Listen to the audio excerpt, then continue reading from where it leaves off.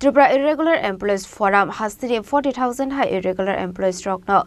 Regular Clyde Zangnani no Kobo, they were Dalbidal Shanmunati. Hasini Chief Secretary Nithani Memorandum Yafarzaka. Koktishala Agutla Press Club Okashakoktum Pandaklai Okokshaka. Employee Forum Convener Eba Senior Lawyer Purushottam Roy Bormon.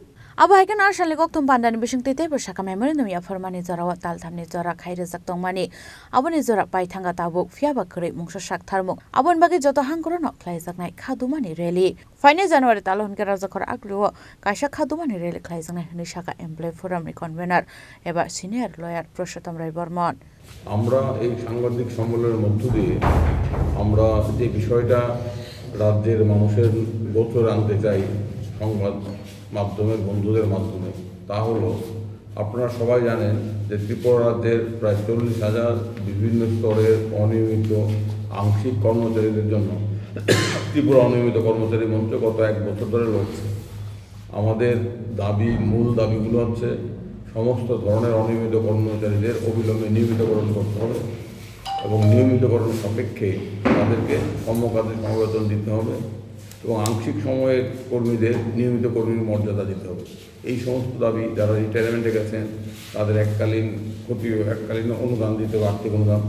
এই দাবিগুলো নিয়ে আমরা দীর্ঘদিন ধরে সরব এবং আমরা আপনারা জানেন গত 4 জুলাই ত্রিপুরা অনিয়মিত কর্মচারী মঞ্চ আগরতলা শহরে এই রাজ্যের অনিয়মিত কর্মচারীদের বিভিন্ন দাবির সমর্থনে মহাকরণ অভিযান সংগঠিত করেছিল।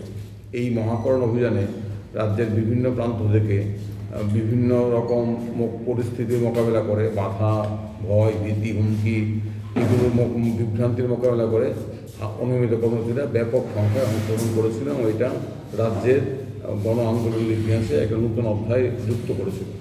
আমরা অনিয়মিত কর্মচারীদের তরফ থেকে 4 জুলাই রাজ্যের মুখ্য সচিবের কাছে আমাদের বিভিন্ন দাবিগুলো তুলে ধরেছিলাম, স্মারকলিপি প্রদান করেছিলাম এবং আপনাদের নিশ্চয়ই স্মরণে আছে আমরা স্মারকলিপি প্রদান করার পর আমরা সংবাদ মাধ্যমের বন্ধুদের মাধ্যমে রাজ্যবাসীকে এবং অনিয়মিত কর্মচারীদের জানিয়েছিলাম যে আমাদের রাজ্যের মুখ্য সচিব আমাদের সাথে সৌহার্দ্যপূর্ণ পরিবেশে আলোচনা করেছেন এবং আলোচনার পর আমাদের মনে হয়েছে মুখ্য সচিব আমাদের দাবিগুলো নিয়ে আন্তরিক এবং তিনি এই দাবিগুলোর ইতিবাচক সমাধানের ক্ষেত্রে পদক্ষেপ গ্রহণ করবেন।